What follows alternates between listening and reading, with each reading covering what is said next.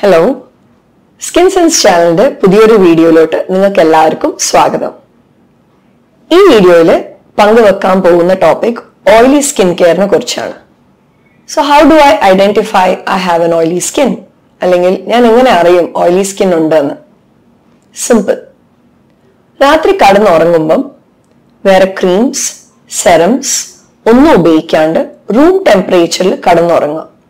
എന്നുവെച്ചാൽ AC അല്ലെങ്കിൽ room heaters പോലുള്ളത് ഒന്നും ഉപയോഗിക്കാണ്ട് വിൻഡോസ് ഒക്കെ ഓപ്പൺ വെച്ചിട്ട് കിടന്നുറങ്ങി രാവിലെ എണീക്കുമ്പം സ്കിൻ പല സ്ഥലത്തിലും തൊടുമ്പം ഓയിലി ആയിട്ട് കാണുന്നുണ്ടെങ്കിൽ ഇറ്റ്സ് എൻ ഓയിലി സ്കിൻ. അല്ലെങ്കിൽ ടിഷ്യൂ പേപ്പർ പോലുള്ളത് ഉപയോഗിച്ച് ഒരു 2 minutes നമ്മുടെ ഫേസിലോട്ട് വെച്ചു കൊടുക്കുക.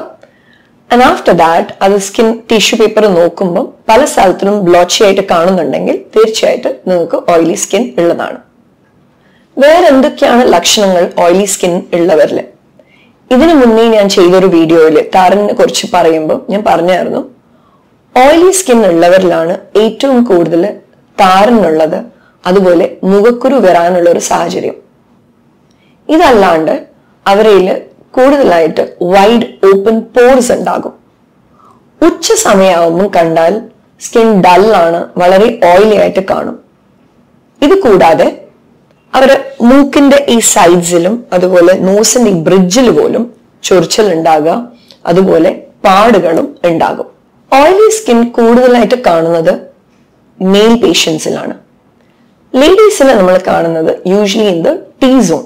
എന്നാൽ T സോൺ എന്ന് പറഞ്ഞാൽ നമ്മളെ forehead, nose and chin area cover ചെയ്യുന്നു. ഇത് ആരെയിലാണ് ഏറ്റവും കൂടുതൽ കാണുന്നത്? സാധാരണ രീതിയിൽ നമ്മളെ എണ്ണ ഉണ്ടാക്കുന്ന ഗ്രന്ഥി അല്ലെങ്കിൽ കൊഴുപ്പ് ഉണ്ടാക്കുന്ന ഗ്രന്ഥി ആക്റ്റീവ് ആവുന്നത് കൗമാരി പ്രായത്താണ്, ടീനേജേഴ്സിലാണ്. എന്നാൽ ഓയിലി സ്കിൻ വരാനുള്ള പ്രത്യേകം ഒരു ഏജ് ഒന്നുമില്ല. ടെസ്റ്റോസ്റ്റിറോണിന്റെ അളവ് കൂടുതൽ അല്ലെങ്കിൽ കൊഴുപ്പുണ്ടാക്കുന്ന ഗ്രന്ഥി നല്ല രീതിയിൽ ടെസ്റ്റോസ്റ്റിറോൺ സെൻസിറ്റീവ് ആയതിലാണ് ഈ പറയുന്ന ഓയിലി സ്കിൻ കാണുന്നത്. കൂടാതെ ഒരു 30-40 വയസ്സുള്ളവരിൽ PCOD അല്ലെങ്കിൽ PCOS ഉള്ളവരാണെങ്കിലും പോലും ഓയിലി സ്കിൻ കാണുന്നതാണ്. പിന്നെ നമ്മൾ കാണുന്നത് നല്ലൊരു സീസൺ വേരിയേഷൻ ഉണ്ടാകും. ചൂട് കാലാവസ്ഥയിൽ സമ്മേഴ്സിൽ ഇതുപോലുള്ള ഓയിലി സ്കിൻ ഉണ്ടാകാം. പല മെഡിസിൻസ് എടുക്കുമ്പോഴും ഓയിലി സ്കിൻ ആയിട്ട് മാറാം. ഇതല്ലാണ്ട് ചിലവര് ഹാർഷ് ആയിട്ടുള്ള വീരം കൂടിയ പ്രോഡക്ട്സ് ഉപയോഗിക്കുന്നവരുണ്ടാകും, അവരിലും ഓയിലി സ്കിൻ ഉണ്ടാകും. And as always unhealthy scalp, നമ്മൾ തലയിൽ കുളിക്കുന്നില്ല, അത്യാവശ്യം അതിന് എണ്ണയൊക്കെ ക്ലീൻ ചെയ്യാൻ വേണ്ടിയിട്ടുള്ള പ്രോഡക്ട്സ് ഉപയോഗിക്കുന്നില്ല എന്നാണെങ്കിൽ തീർച്ചയായിട്ടും നിങ്ങൾക്ക് ഓയിലി സ്കിൻ ഉണ്ടാകും. ഓയിലി സ്കിന്നിന് വേണ്ടിയിട്ടുള്ള കെയർ എന്തൊക്കെയാണ്? First and foremost is a good face wash, regular washing of face. ഈ ഫേസ് വാഷ് എന്ന് പറയുമ്പോൾ എന്തൊക്കെയാണ് നമ്മൾ ശ്രദ്ധിക്കേണ്ടത്? Look for salicylic acid, benzoyl peroxide, tea tree oil. എന്ന് വെച്ചാൽ എല്ലാ പ്രാവശ്യം മുഖം കഴുകുമ്പം ഇതൊക്കെ ഉപയോഗിക്കാനുള്ള ഒരു ആവശ്യമില്ല. ദിവസത്തില് 2 അല്ലെങ്കിൽ 3 പ്രാവശ്യം കൂടിയാൽ മുഖം കഴുകിയാൽ ധാരാളം മതി. There is no scientific basis ഇടയ്ക്കിടയ്ക്ക് മുഖം കഴുകിയിട്ട് ഓയിലിന്റെ അംശം കുറയ്ക്കാൻ. മറിച്ച് it will counter effect. You don't really need to wash your face very frequently. ഇതെപ്പോഴും ഓർത്തു വെക്കുക. മിക്ക ആൾക്കാരും ചെയ്യുന്ന തെറ്റാണ്, നല്ല രീതിയിൽ ഓയിൽ ഉണ്ടെന്നാണെങ്കിൽ ഇടയ്ക്കിടയ്ക്ക് വെച്ചിട്ട് മുഖം കഴുകുക. അത് പ്ലെയിൻ വെള്ളത്തിലായാലും പോലും കുറയ്ക്കാൻ നോക്കുക. Second thing is moisturise. ഒരു തെറ്റുകാരനെയാണ് ഓയിലി സ്കിൻ ഉള്ളവര് മോയ്സ്ചറൈസ് ഒന്നും ചെയ്യേണ്ടാണ്. മോയ്സ്ചറൈസ് എന്ന് പറഞ്ഞാൽ എണ്ണ ഉപയോഗിക്കണമെന്നല്ല, it definitely is hydration. So hydration എവിടെ നിന്നൊക്കെ നമുക്ക് കിട്ടാം? ജെൽ ബേസ്ഡ് ആയിട്ടുള്ള അല്ലെങ്കിൽ വാട്ടർ ബേസ്ഡ് ആയിട്ടുള്ള ക്രീംസ് ഇതിന് നല്ല രീതിയിലുള്ള മാറ്റങ്ങൾ കൊണ്ടുവരും. അത് തേർഡ് തിങ്, സൺ പ്രൊട്ടക്ഷൻ. ഇത് എല്ലാവർക്കും ആവശ്യമാണ്, ഓയിലി സ്കിൻ ഉള്ളവർക്ക് ഏറ്റവും കൂടുതൽ. അപ്പൊ ഇൻഫ്രാറെഡ് റേഡിയേഷൻ കവർ ചെയ്യുന്ന രീതിയിലുള്ള സൺസ്ക്രീൻസ് ആണ് ഇതിനെ നമ്മൾ അഡ്വൈസ് ചെയ്യാറ്. Fourth, wash your scalp regularly. ചിലവര് ആഴ്ചയിൽ 1 പ്രാവശ്യമൊക്കെ തല കുളിക്കുന്നവരായിരിക്കാം.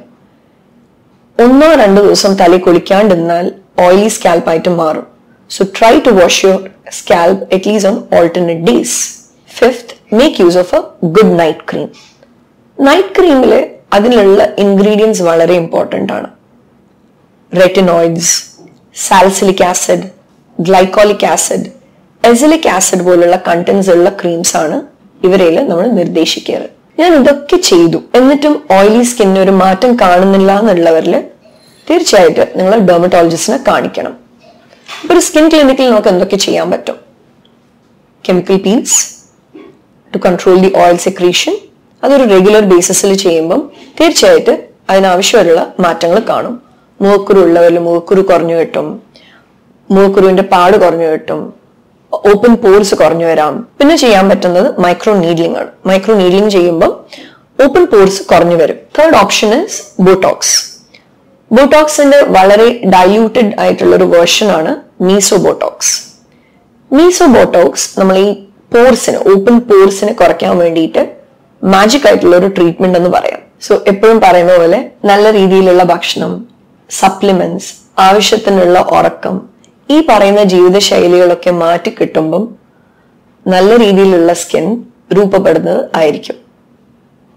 I hope this video has been of some use. Oily skin കെയറിനെ കുറിച്ച് മിക്ക സാധനങ്ങളും നമ്മൾ ഡിസ്കസ് ചെയ്തിട്ടുണ്ട്. ഈ വീഡിയോ ഇഷ്ടപ്പെട്ടാൽ like, share and subscribe. Thank U.